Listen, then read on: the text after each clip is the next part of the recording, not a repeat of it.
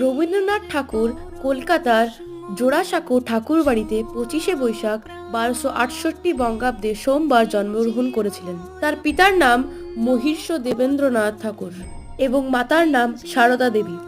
বিদ্যালয়ের শিক্ষা পদ্ধতি তার ভালো লাগেনি বলে ছোটবেলায় বাড়িতেই তাকে শিক্ষা প্রদান করা হয়।